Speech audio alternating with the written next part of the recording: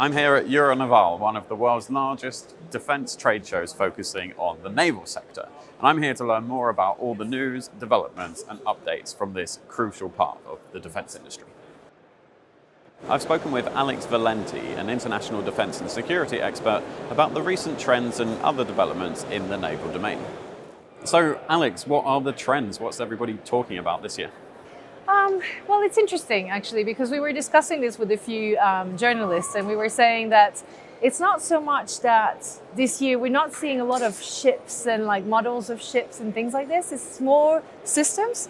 So we're seeing a lot of small systems. So for instance, something that no one had been talking about for the longest time was inertial navigation systems.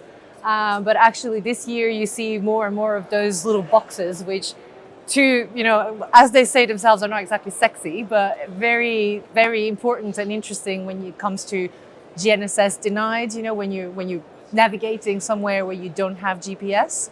Quantum slowly is something that people are talking about. It's not exactly yet a trend, but you can tell that it's something that is emerging. AI is everywhere. And then obviously unmanned system, or uncrewed, I should say. Drones, whether it's UAVs or surface or on the water. I'd say those are definitely some of the biggest trends at the moment. And you mentioned AI briefly. Is there anything specific in that area that's happening? Well, how long do you have? There's plenty on AI, definitely. At the moment, it's still very much at the kind of basic level. It's a lot of decision-making support. So using AI to make sure that, to free up time for the operators and, making sure that they can do more added value tasks. And it's, a lot of people talk about AI when it comes to autonomy. I would debate that. I think it's getting there, but there are so many questions in terms of ethics, in terms of what do you do when you're using AI, for instance, for autonomous systems underwater where you have no communication whatsoever? Can you trust them to do, what you have when you ask them to do? So it's definitely impacting the defense sector, the naval sector as well. But I don't think it's at the level that people might assume outside of this sector just yet. There's a lot in progress, there's a lot going on, but right now it's mostly decision-making support. And looking back a bit, what's happened since last time, since the Naval that was 2 years ago? What hasn't changed is still the amount of unmanned systems that you find everywhere. I think it's actually exponential almost every time. What has changed, as I said, is the fact that we're not seeing so much the big ships anymore. We're seeing the systems. And, obviously the war in Ukraine has been going on now for almost 3 years, right?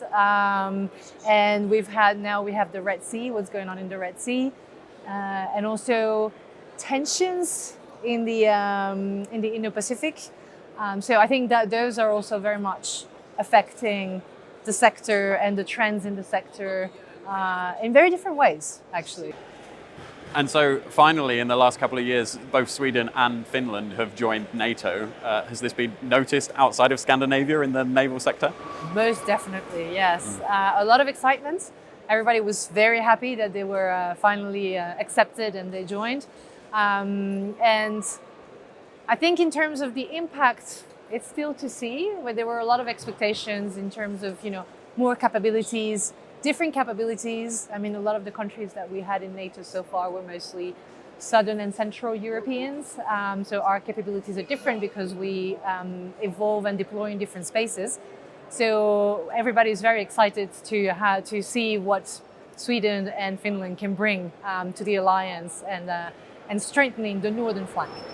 Because there's a lot of underwater, both capabilities and threats in the Baltic Sea, for example. Is that something that people are looking at? Exactly. There you've got the Baltic Sea, so you've got the fact that Sweden and Finland are used to operating around that area, so they have the capabilities to operate around that area.